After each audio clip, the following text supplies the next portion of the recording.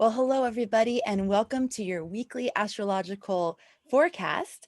This is your place to get practical guidance for not only navigating, but thriving with the cosmic tides. And Anne and I are so very happy to be here with all of you. And before we dive in, I just wanted to let you know that this is the last week to register for our Astrology Foundations Level 2, taught by Master Astrologer Rick Levine.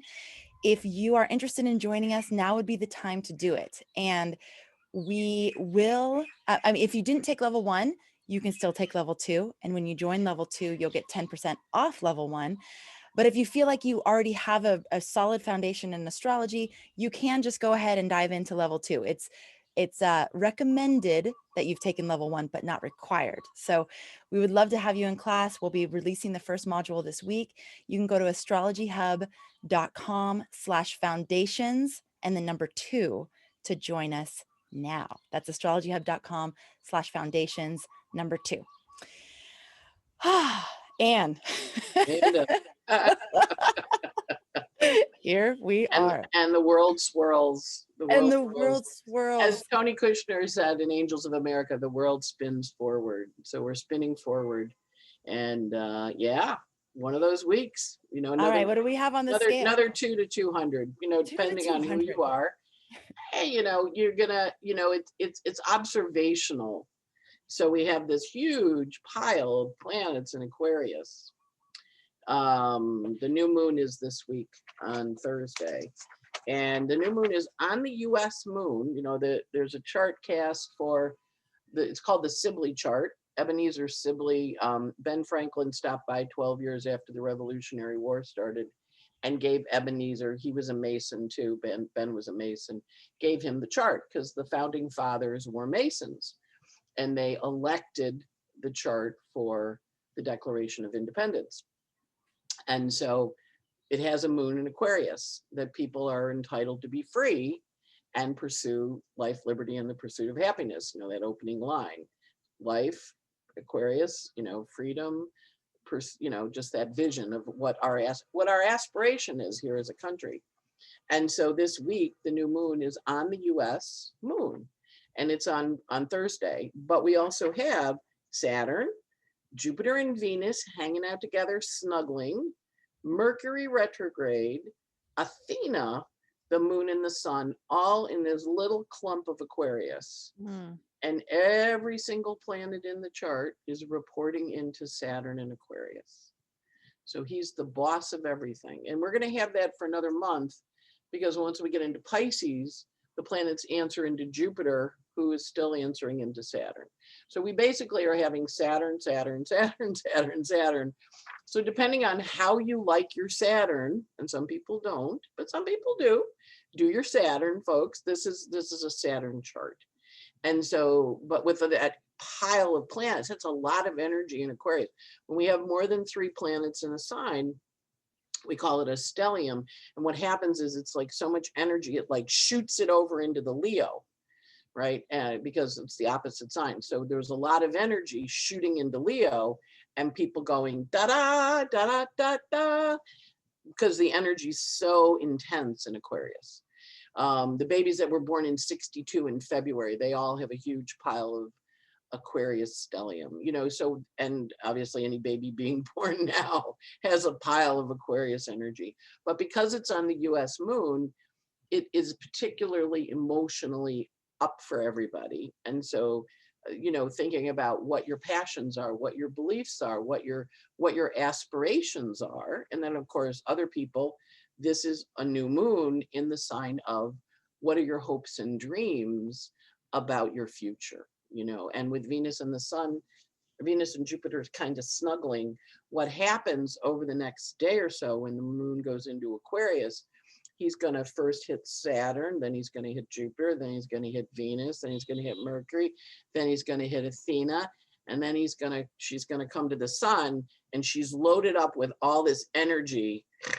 And like that, and she hits the sun and she goes, baby, look at what I brought you. It's kind of like when you come home from the store, and, it's that kind of energy. So if you like what the moon brings you, great. If you're not too sure, you go, okay, because it's got that energy of passion and intensity that invites you to go, yeah, okay. And or go, oh my God, this is so great, because the moon carries the energy through all those Aquarian planets to deliver it to the sun at the end. Mm. So it's a big week. And of course, new moons always are initiating. They start a cycle, they start a 30-day cycle, but they also start a 2.5-year cycle. So this moon in Aquarius on the US moon is big, but also if you have anything at 23 Aquarius. Now remember that 22, 23 degree has been hot. You know, we had Saturn and Pluto there all last year. We had a Sag conjunction, a new moon in Sag, a new moon in Scorpio. We've had a lot of energy at the 22, 23 degrees. And so it's kind of pumping. It's aspirational, but not necessarily clear. So I've had a lot of people working with their aspirations. And, you know, I said to you at the beginning of the show, so Amanda, what made you pick Hawaii to live? And you said, oh, there's a little story there. That's why we're a little late, because Amanda was telling me her story. But it's the aspirational. So I've been looking at things and I'm like, you know, like that is really beautiful, but I don't know if I can get there. I don't, you know, is that like something I can do? And, you know, and I had a lesson this morning with one of my students, and it's a piece of property, it's a piece of real estate. And I saw it and I went, oh my God, that's so beautiful. And then I went, but I'm like Schlubby Ann, you know, I sit at my bright red desk and I work. And she actually said to me, you're going to bring your bright red desk there? I'm like, you know, I don't know if the bright red desk goes in that apartment, you know, but then I thought, all right, if I'm going to be aspirational, I'm going to comb my hair, going to put on some earrings today, because that's the kind of apartment I need to be in. I need to wear earrings in, you know, as opposed to, you know, but it's aspirational. Yes. And so that's the energy of the moon. But you want to kind of go like it's beautiful. It's like a dream. I can afford it, but can I actually live in it? Can you be it? Can I be it? Can I be that aspiration? Of course, Aquarius is our hopes and dreams, right? So it invites us to our hope and dream, and it says, so what's your hope and dream? And then you go, ooh, because Saturn's involved, right? Ooh, oh, you know, Venus, Jupiter, like that's really what I would love. Mercury retrograde, can you actually do that? Athena, I could. Sun, moon, am I going to give it to myself? Very powerful energy. Neptune is squaring the nodes of fate.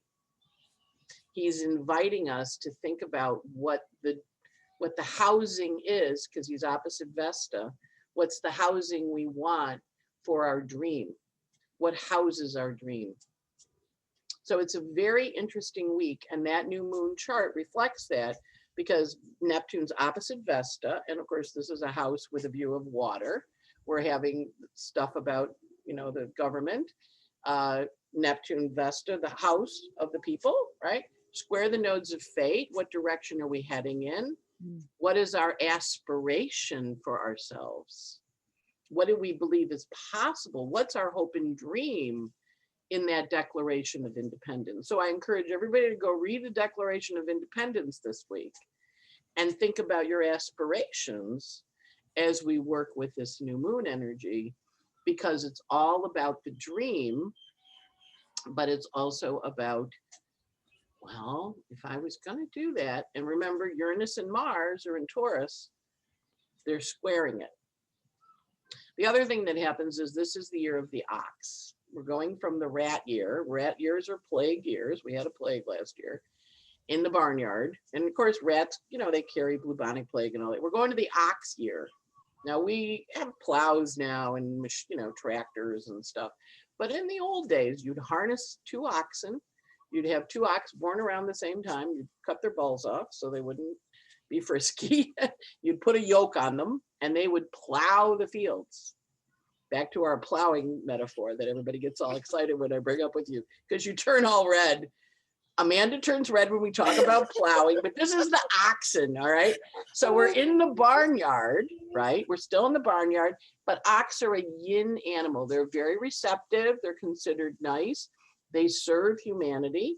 They're slow, steady, reliable, dependable, worker energy, but they do work. They actually plow the field and get stuff going. So Google pictures of oxes. We're all entering into the year of the ox. Slow and steady, reliable, dependable, and plowing the field. So that happens. That's the Chinese New Year, which is of course celebrated very widely by our Asian relatives, our Asian friends. And Remo's on the desk. He always comes over when I talk about plowing too, Amanda. I'm just saying. Nice. But he has a Scorpio moon, so he's not turning red. He's not turning red. He's just walking back and forth, showing you his tail and saying, "Hey, baby, baby." Awesome. He's an Aries with a Scorpio moon. He's like, I hear some stuff going on over here, Oh my gosh. Okay, some questions for you. You said that because there's all this Aquarian energy, all this Aquarian focus, that then you have energy shooting into Leo. Can you explain that a little bit more? Like why you say that? Yeah, like if you look at the chart, you pull a chart up for today, you'll see there's this whole pile of energy. So think of it as kind of an unstable amount. There's so much in that. It can't all sit there. So it like dumps it, like overflows. So it shoots across the chart into the open space. That's why when astrologers notice when there's planets, there's more than 3, because it's too much, it's like a lot, and then it shoots over. So it's got this energy of, okay, I'm going to shoot over, and it goes to the opposite sign. So opposite of Aquarius is Leo. And what does that look like? Like what would everybody's Aquarian going to be very energy Leo. shoot? Yeah, they're gonna do the Leo. So I looked at this place and went, I don't know, that's like pretty regal. That looks like where a queen would live. Am I a queen? Yes. Sorry, it's really having his tail here. Yes, come on. Like I'm nervous about the apartment. Go away. But yeah. And where is it? Is it in New York City? No, it's in Florida. It's in Florida. Oh, Florida. Yeah, so it has. It's on the 7th floor, and it overlooks the bay and the harbor. Oh my God. And I'll email you the link. What's so great about gorgeous. that, Anne? And what's so great about that, and it's the thing that I love the most about living where I live, is you're going to get to be able to see the sky all the time. Yeah. I mean, that for what you do, it will enable a whole nother level for you. I think it'll just open up so much. I think it could be a really good thing, but wow, that's a huge change. I'm kind of like, yeah. That's a huge change. I mean, you've been in New York City for what, 40 years? 46 years. Moved here in 76. Talk about new horizons. Yeah. New horizons.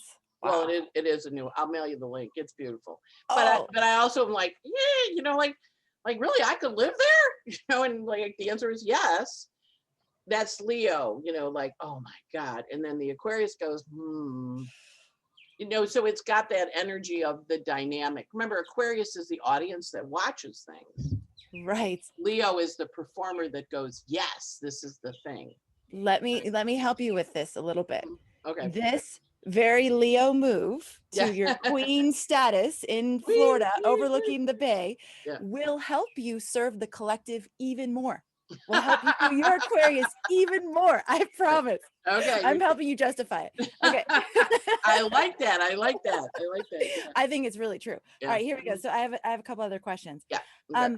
Now you're talking about this new moon being on the United States new moon. Yes. Mm-hmm. So would you say that the United States mainly is going to be the ones feeling this? If you're not in the United States, how might it? You're going to feel it in your 23-degree Aquarian house, but it's also sextiling. Like a lot of people with the COVID sat in their houses or did their jobs and went, We did a lot of thinking. We did a lot of pondering. We did a lot of like, wow, my life up until now has been this. How am I being restructured into this new way? Right. And so the restructuring has happened. And so now we're saying, okay, so opening semi-sextile. So like now that the restructuring's happened, what do you want to do about it? You want to stay in the old life? You want to change? And remember, semi-sextiles are the second house from the conjunction, the pandemic. So it says, what roots do you want to put down? But it's in air. So actually, what ideas do you want to put down? Because we're going to unfold over 38 years. So it's aspirational about what you figured out over the last year. Now, some people went through the year and went, oh my God, this was horrible. I want out. Other people went, my life is basically good, but what else I would like would be this. Mm-hmm. So there, it's a few different ways it's going to show up, but it's a second house aspect. So it feels like what's of value to me, what's important to me, what do I want to put my roots down in? That's why it's aspirational, because it's Aquarian and it's 11th house, but it's also aspirational on what you realized last year as you were going through this year, where all the planets were like, sit in your room, think about it, do your work, think about it. You're locked and loaded. And now as it moves out and it says new beginnings, this new moon is semi-sextile to the conjunction, because it's a 23. The conjunction was 22, 23, 24, kind of rolled through those degrees. So it's like, okay, so now that you went through that, now what? And, it's kind of like the Poseidon adventure, there's got to be a morning after. Well, this is the morning after. What does that look like? And so that energy is important, because this is the moon that says, yeah. And you're like, yeah, well, we're the ox now. So we're plowing the field for the new crops that we're planting. Yeah. It's an initiating energy, but it's initiating with a vision. That's maybe the way to think about it. Okay. So you recommended that we pay attention to our Saturn right now, because every planet in the chart is answering to Saturn in Aquarius. I channeled you last night. My daughter Madeline, we both have been saying there's sort of like this like low grade anxiety, like it's just sort of like this humming low grade anxiety in the background. Would that be? Well, I'll ask you that question next. That's the Uranus squaring the Saturn. Right. That's the like build up to that. Yeah. Yeah. Okay. Well, she's feeling it. I'm feeling it. And last night she goes, Mama, I need to make a plan. I need to make a plan for the week. And her Saturn's in Virgo.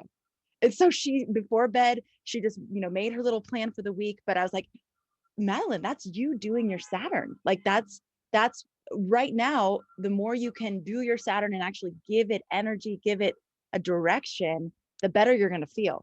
So for you, that's planning. That's like being real organized with your details and how you're going to get things done with her Saturn and Virgo. So if, for those of you who don't know much about your Saturn, you can access Anne's Do Your Saturn workshop at astrologyhub.com/Saturn. But it's, my Saturn and Leo likes to do this. This is what helps me feel like, okay, I'm actually doing something about what's happening. There's the low grade anxiety, but it's like I can actually channel that into areas of effectiveness. What needs to happen next? Yeah. Yes, exactly. Mine is Scorpio, so 8th house. Can I afford the apartment? Mortgage. I was figuring mortgages yesterday.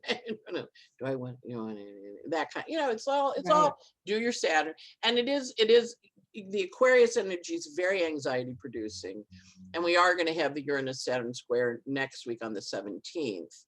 So we're not in orb of it yet, but we're feeling it build up, and it's got this kind of buzz, like a weird it's got a buzz. It's like a weird buzz, but that's, and all the planets are in Aquarius, answering to Uranus and Taurus. Taurus is Earth sign. You're vibrating on some kind of funky level. Yeah. Okay, so would you say also with Mercury retrograde right now that we're potentially getting ideas for this aspiration? Yes. Like more ideas coming in. I woke up Sunday morning, it was just like ideas. It was like they were being pumped into my head. It was like, whoa, amazing.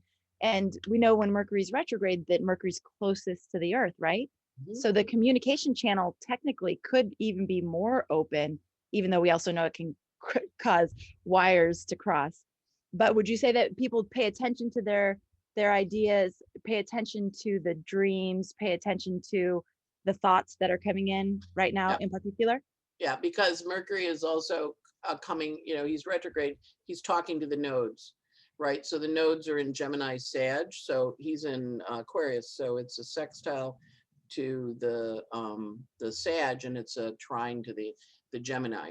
So there's like, and of course he's then going to go back a third time. So he's part 1, part 2, part 3. So it's like, oh, really? you know, and look at it, figure it out, kind of go, and then when he stations to go direct on the 20th, 21st, depending on where you are on Earth, he's going to go forward through it a third time. So this is your, well, if I was to reconsider, RE word, revise, revisit. So in her case, she reorganized her week. She made a plan for the week. So Mercury is, but he also is, he's, you know, when he's Aquarius, he's very smart. He's very exalted. He has this image of, you know, what he thinks things should be like. So he's also pretty opinionated, which, you know, Aquarians are opinionated people, and they often are right, because they think they're right, whether they are or not, and they're hard to dissuade. And Mercury also is going to be, you know, he's within the sun's, he's combusts the sun, so he's not necessarily thinking his best thoughts, but he's, you know, he's clear what he thinks, you know, so people are going to be a little dug in with Mercury and Aquarius. Aquarius is kind of a know-it-all. Mercury, you know, it's, you know, love them, but they think they know everything, and they will rip a page out of a dictionary and fax it to you to prove they're right. You know, like, this is what it means. I mean, now you can clip and paste an email, but when in the old days they would rip a page and fax it to you. Oh, so yeah, I'm right. I'm gonna prove I'm right. And so Aquarius has that quality of, like, I'm right and you're not. So you have to kind of go, all right, you're right, but I'm right about this. You know, so it's about understanding what that looks like. And yes, the retrograde, but Mercury's in the middle of these planets. So they're all chatting and talking, and he's kind of standing there quietly watching, noticing things and reviewing things and saying, you know, this is what happened. And so they're all like, remember, Aquarius is a chatty little bunch of planets. So it's interesting to, you know, have all this energy, and it's in, you know, in the DC chart, it's cast for the 8th and the 9th house. In your chart, it's going to land wherever Aquarius is. So for you, it's 12th house, your dreams, pop, pop, pop, pop. Your first house, okay, act, go, go, go, go. Because that stellium is on your stuff, you know. And you had said, I think last week, that Anna had said you were doing super Mercury, you were Mercury retrograding out of the world. I was Mercury retrograding on steroids. On steroids, right. And I really have been. Well, that's the Aquarius, the Mercury retrograde in your first house, with all these planets next to it going, Mercury, how about this? Mercury, and you're like, yeah. And, you know, and everybody's like, whoa. Chill out. But that's okay. That's okay. Mercury on steroids is a good description of it. And so wherever your Aquarius house is, that house is on steroids, because there's so much energy in it. It like spills over into the creative energy, the Leo. It shoots over into the Leo. Well, I could do this. Well, I could do that. Well, I could, and that's the energy. So I always am like, write it all down, because it's not necessarily happening tomorrow, but it's the vision of down the road, you know? Yes. Yeah. And also, I don't know if you all notice this, but you know, when you have an idea and then for some reason it goes away, like you don't think about it for a long time. I'm having a lot of those just like pop back in. That's like, oh yeah, I was thinking about that 2 years ago or a year ago, and all of a sudden it's back. And I think that's a real Mercury retrograde kind of experience too. Like different ideas coming back into your consciousness at this time. Right. And also people you haven't heard from. Like, I got an email from one of my friends who moved to Florida, and she's like, hi, I'm in town. You want to get together? I'm like, yeah. And then I've got my acupuncturist who moved off to Long Island, and now she's back in town. She want to get together. So it's also hearing from your old Aquarians, people that were part of your tribe, connecting in with them. It's a very tribal, a lot of ghosts coming back, lots of ideas coming back, because Mercury in Aquarius rules ideas. And you know, it's got that whole quality. Yeah. Okay, Anne, you said that the moon is going to go through all these planets, and then it's going to deliver the energy to the sun. Yeah. It's called translation of the light. Translation of the light. Oh, I actually got a technical term. Love that. Okay. When is that translation officially happening to the sun? It starts when the moon goes into Aquarius. So that happens 8:20 p.m. Tuesday night. Okay. And it meets up with Saturn at 7:40 on Wednesday. And then it East Coast time, and then it squares Uranus, so it gets a little shot from Uranus, and then it meets up with Venus at 5:11 p.m. on the Wednesday. Then it meets up with Jupiter at 6:29 p.m. on Wednesday. And then it meets up with Mercury at 2:29 a.m. on Thursday. Then it squares Mars at 4:45 a.m. on Thursday. Then Venus and Jupiter get married on 10 a.m. on Thursday. And then the moon and the sun meet up at 2:09. And I don't have Athena on this calendar, but Athena gets met after after Jupiter and Saturn get married. Yeah. So it's big. So what happens is, as the moon, what the idea of translation of the light is, the moon is a receptor. So as it comes in, it kind of lands with this one, and it says, Saturn, what do you have to tell me? And Saturn says, kind of, here's a present. And then it goes to all the other planets, and then it squares the Uranus and the Mars and goes, you guys have something to say? And they give her some information, and then she gets to the sun, and she goes, here's the presents. Did you ever hear the Drummer Boys song for Christmas? Yes. Right? You know, come, they told me, Barat, my newborn king to see, Barat, what will I bring the king? And, you know, what should I do? I'm just a little kid. And it's like, I drummed my drum for him, and then he smiled at me, you know. So it's like bringing gifts to the sun, the king. And so the moon picks up all this stuff and brings it in to the king. And the moon's almost reflecting, as we're gathering these gifts, the moon then reflects it to the sun and it's like, here's my offering, here's all these things. So here's do you think Saturn sent you? Here's what. So in New York, in New York, we have this thing called Night of 1,000 Gowns. It's a drag ball. And so the drag courts there's courts of drag queens all over America. And the drag ball, the king and the queen, the emperor and the empress of New York get crowned for a year-long service. They do a lot of parties and stuff. And so all the courts come from all around, and they give gifts to the new emperor and the new empress. And they bring them presents. This is from the Toronto court. This is from the San Diego court. This is from the Ohio court. This is, you know, this is from the Buffalo court. You know, all their kings and queens come, all in regalia, looking beautiful, and bringing a gift to the newly crowned emperor, right? And so what moon is doing is carrying these presents from these different planets to the sun. And so would you say that we'll have more light cast up, like we'll have more clarity, more insights cast upon those gifts, whatever the things that we're gathering right now, by the time it reaches the sun, then it's like, okay, here's even more clarity around that. Yeah. Mm-hmm. Okay. With the exception of Mercury, who's going to say, there, you know, I have a great present, but it didn't arrive yet. It hasn't come in the mail. It hasn't come in the mail. You know, the mail's delayed. You know, yes. We got problems with the post office. When the present comes, I ordered it, but it didn't get here in time. So I'll bring it to you after, you know, it gets here, which is going to be in March sometime when I come back. When I come back, I have to go home and get it. And then I have to see you again, and I'll give you the present then. Yeah. So except for Mercury, he says what the present's going to be, but it isn't here yet. So, okay. Yeah. All right. So we basically have a 2 to a 200 week again.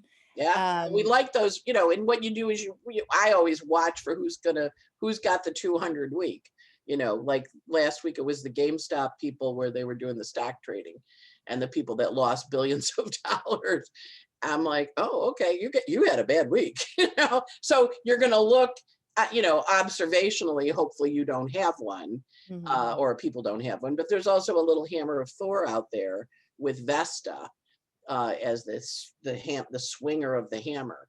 So she's swinging the hammer between Uranus and Saturn. So there is kind of a smiting energy that's a bit involved too. When we have a hammer of Thor, it's a square. So that's the Uranus and Saturn, and then there's a handle. So if you think of Thor's hammer, he could knock the top off of a mountain, and then the hammer would come back and play beautiful music and make jewelry and have a great time. And as he did that, someone would come in and the hammer would like him, and it would kind of growl. And Thor would say, you know, my hammer doesn't like you. And the person would go, is that bad? And Thor would go, mm-hmm. So there can be some smiting where things get knocked out, because that's also active this week, the hammer of Thor. Yeah. You know, Anne, I know you didn't see the Super Bowl. I didn't. No. But I'm wondering if any of you watched it. And if I said to Anne before we got on, you know, that like I see dead people. for me, it was like, I see Aquarius, or basically like I see astrology like everywhere. I mean, is amazing. But it felt like kind of shadowy Aquarius, some of it. Mhm. And I don't know if any of you noticed it, but in particular, the halftime show and the way that the costumes that they wore, it was like that. Nobody had a face. Nobody had, Oh. and nobody, it was the hive, like in its best. And there's something beautiful about that, because it's like so succinct and like clear, and but all their faces were covered with some unknown thing that kind of looked like either a jock strap or like a bandage. I'm like, I can't figure out what's on their face. But it was Backstrap or I'm bandage? serious. I don't. I think we should talk more about Mars and Taurus, Amanda. Those are two very interesting images to supply. You guys, please, I really want to hear from anybody. I'm gonna have to go look at the jock where they're wearing jock straps on. I mean, maybe it was just me. I don't know. Yeah, what was going on with the plowing? You know, come on, it's a Super Bowl. Anyways, I think it's so interesting for us to see these archetypes in the, like you said, look for it, look for the 200, look for the 2, and for me it was like, God, this is so Aquarian, but like kind of the part of Aquarius that is a little bit creepy to me. You know, it's like the like, ugh, I don't want that version of Aquarius. But anyways, okay, so we have the new moon on the US moon. This is a time to do your Saturn. What are your aspirations and hopes? What are your dreams about the future? And I love what you said about your earrings, and like, you know, I mean, if I'm going to live in that apartment, I'm going to have to start wearing glam up a little, you know. It's what I love about that is you're already embodying the energy of that place. And so you all can start doing that. So whatever the hope and dream is, it's like, start like donning the attire, or what would the person who does X, what would they say or think, or how would they operate in the world? And just, you can start to align with that energetic frequency now. And that will help you like get into the groove of that, whatever hope, dream, aspiration is that you have, like Anne's earrings. Love that so much. Don, we now are gay apparel. La la la la la la la. Are you gonna come? My little purple pair, you know, my little, you know. They're so cute. Next week, Anne, you should come wearing a crown. No, next week I'm gonna wear makeup. I'm gonna do makeup next week. Makeup? And then you'll put on your queen crown. Maybe one day you can, my daughters would put a cape on you. So maybe you need a cape. I have a cape. Perfect. All right. I do. I have a really beautiful cape, actually. Yeah. Which I used to wear to the drag ball. Nice. Love it. Okay. So we have, it's aspirational, but still a little bit unclear. So that like, how am I going to get there? Am I really capable of that? How would I do it? That's part of the energy right now. So don't be stressed that you can't see it, because it's still a little bit unclear. Retrograde, you're researching, can I do this? Yes. It's not clear, but it's like, but if I was to do that, what would that be like? Yeah. Right. Okay. So play with it. I find like when we make it a little more playful, this is probably spilling into the Leo, right? Yes. When we make it a little more playful, that's exactly it. Yeah. It's less heavy. It's like, well, here's a hope and dream and an aspiration. I don't know if I can do it. I don't know what it really looks like, but what if? What if I did? What if, like, let's just play with it. Yeah. All right. You gave us some homework assignments, 2 homework assignments. One is to read the Declaration of Independence, and to, for that, just connecting with. They were aspirational when they did that declaration. Exactly. They were set when they wrote it. The moon in Aquarius is in the 3rd house of the U.S. chart. So the U.S. chart is July 4th, 1776, Philadelphia, Pennsylvania, 5:10 p.m. So cast the chart. You'll see the moon is in the 3rd house. So, and it's in Aquarius. So it says, we believe we have the right to do this. We have this Aquarius is the hope and dream, right? And it's in the 3rd house. We're articulating our hope and dream. So it's articulating it, saying, I might change it later, Mercury retrograde, but I think this is my hope and dream. So that's the aspirational nature of it. Yeah. You know what? And I just thought of when we were living in New York City, and aspiring to Hawaii, Mm-hmm. my former husband would walk around our apartment in Tribeca And in board shorts, and we would be playing music all the time, like the real Hawaiian vibe music. And it was that this is doing the same thing you're doing right now with your earrings. So it works. you gotta dream it to be it. You gotta see Exactly. it. You gotta see it, or you gotta dream it to be able to have it happen. You have to shoot. Yeah. Your attitude, your altitude is determined by your attitude. You know, where do you go based on your attitude? Yeah. Your altitude is determined by your attitude. It's a Yes. great Instagram meme right there, Anne. Thank you. Mm-hmm. All right.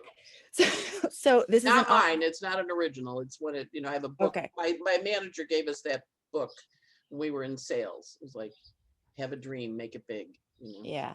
Mm-hmm. So it's an ox year. This is a yin animal that's traditionally was associated with this idea of serving humanity. Mm-hmm. And so your second homework assignment is to Google oxes and watch them. So you said words like slow and steady, reliable, dependable. So again, I think with this aspiration and dream, be thinking slow and steady action towards dream every day. It's not going to happen overnight. And as long as I like to think of chop wood, carry water. As long as you're chopping wood, carrying water every single day, you're moving in that direction. So Google oxes. And be thinking of this question around this new moon as you're planting seeds. What do I want to put roots into after all the lessons of last year? So all the things you learned last year, what do you want to have take root in your life and focus on that? I think I mean, I had a question about Venus and Jupiter, but I'm wondering how important it is because Venus and Jupiter is in the context of all these other things happening. But do you want to say anything else about it? This is the first time Jupiter's been in Aquarius in 12 years. So Venus, remember, Venus meets Jupiter every year, but this is the first time he's been in Aquarius in 12 years.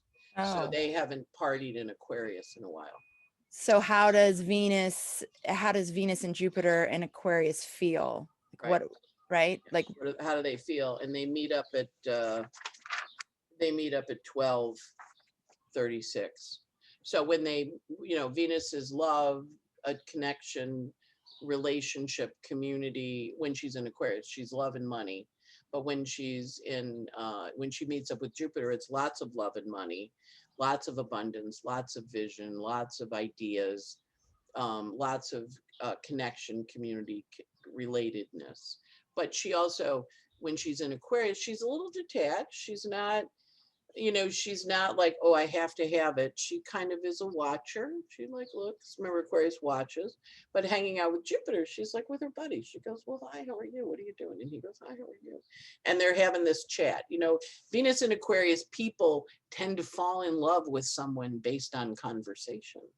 They can't love someone who's stupid. No offense to the people that they don't love, but they really need that Aquarian. Ooh, you're kind of fun. You're really interesting. I'm learning things. I'm thinking about things, and I'm talking to you. I fall in love with talk. When you talk, I just watch your mouth. That song lyric. And then when you talk, I just watch your mouth. That's Aquarius, Venus and Aquarius. Song lyrics. It's always good when you hear a song lyric to go, what's that? I go, that is a Venus and Aquarius song lyric. And when you talk, I just watch your mouth. That's, yeah. So Venus and Aquarius listens, talks, dreams, ideas. She's a little detached. These are Aquarian earrings. They're like layers and they're clumpy together and they're like paper mache, I think. But they're purple, so this Aquarian's also a purple color. So if you find yourself wanting to wear purple, it's Aquarian. That's why. Would Venus and Gemini also be fall in love with conversation, fall in love with witty, so witty and charming, kind of like the witty quick, and charming and fast. And you're funny and I'm funny, mimicking and doing and talking, and Robin Williams, Venus and Aquarius, and you're kind of like, you're going so fast, but you're laughing, but you're going fast. Aquarius is more erudite, philosophy and dreams and ideas, and makes you think about big things. Gemini's like chatty local, that kind of Right. thing. Yeah, Right. a little Awesome. more All right. gossipy for Gemini, but it's fun. They're Yeah. witty. They're funny. They're funny, cute. And Yeah. quick, like that quick Very wit. quick. Like, wow, Very that's quick. amazing. Yeah. Right. Yeah. Okay. Yes. So essentially this is a week where we're focused on dreams and aspirations. We're not too concerned about how we're going to do it. We're gathering our offering that we're going to be giving to the sun. So throughout the week, we're gathering ideas, information, visions, dreams, wisdom, Athena, right? We're going to be gathering the wisdom, and we're going to make an offering to the sun, which will help to further illuminate that dream, that aspiration. Although Mercury retrograde may make it not totally done, because Yeah. Mercury's waiting for the delivery. He's figuring out how to do it. Yeah. Yes, yes, Which is exactly. good. That's part of his job too. Yeah. Yeah. Okay. And thank you so much. What a dynamic week. This is really it's going to be fun to see how it all works out for everybody. Watch for the 200 people. Those are the best ones. You go, oh, they're having a 200 week. Right. Unless it's you're the 200, then it's well, yeah, but you and a 200, you might not want to watch for that. That's true. like, not making the assumption that it won't be. Yeah, I'm assuming none of us are 200s. We're all going to watch people be 200s. Yeah. With the okay, I know we can still have 200 weeks, and it happens. And with the awareness, though, it's like there's something about having that gift of foresight, and also the tapped into the bigger perspective, and the fact that transits are transient. They don't last forever. So having that knowledge that astrology gives us even helps in a 200 week. Totally. Because this is a 200 week. Got it. Okay, what am I doing here? Right. Yeah. Yes, exactly. Yeah. And I'm not the only one. I mean, this is a 200 week for lots of people. Yeah. And also because of that cluster of Aquarius, if you have planets, in that section of the sky in Leo or Scorpio or Taurus, they're going to really be feeling a little more intense because of all that energy. There's so much dynamic. When it's one planet, you go, one planet. When it's a pile of them, it's like boom, boom, boom, boom, boom. They kind of fire in order, like Chinese fireworks. Like they go to Chinatown and they drop these. I went once for the Chinese New Year, and I went, not doing that again, because they throw a band of fireworks and they go boom, boom, boom, boom, boom, boom, boom, and you're like, oh my God, but it's that's celebrating the New Year, right? So yeah, it's fireworks. And think about fireworks, because they have that light in the dark, right? And you watch them, play Katy Perry's fireworks song. Or go watch from the inauguration when they had the fireworks behind the Washington Memorial, because that's a group experience. You're sitting there looking in the dark, a lot of noise, a lot of explosions, but pretty, but fiery. And you're kind of like, yeah, don't land on me, but boy, you're pretty. And then it goes away. It's very Aquarian. It's air and fire together. So that's it. Watch fire, go watch Macy's 4th of July fireworks. Yeah. All right. So now we have 3 assignments: Declaration of Independence. You Google. Keep it going. I could give you one for every planet. Exactly.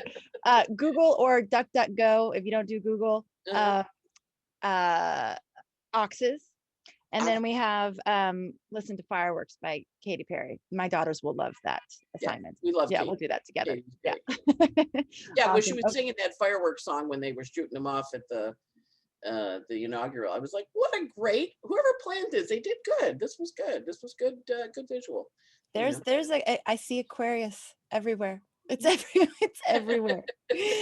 All right. And thank you so much. For those of you who want to channel some of your energy this week into doing your Saturn, check out Anne's Do Your Saturn workshop if you haven't done that already, astrologyhub.com/Saturn. And for those of you who are just wanting to continue to build your foundation in astrology, make sure you check out Astrology Foundations Level 2. Again, when you sign up for level 2, you get 10% off level 1. It is very accessible to all levels. So if you're relatively new into astrology and you're wanting to go deeper and start to understand this language and really figure out why certain things mean certain things, then this is a great course. Rick is really, really good at making it accessible to all levels of students. Yeah. So if you're interested in that, go check out astrologyhub.com/foundations2. And for those of you who are asking the question right now, I'm used to this now because every single time I bring up another course, people are like, when do we get to learn from Anne? We will be doing more courses. It's Mercury retrograde, people. We're talking about it. We're making a plan. Exactly. We're making a plan. We have lots of amazing ideas. So stay tuned for that. We'll present that offering to you when we're probably out of Mercury retrograde. Yeah. All right. Thanks everybody so much for being here. Thank you for being a part of this community. And thank you as always for making astrology a part of your life. We'll catch you on the next episode.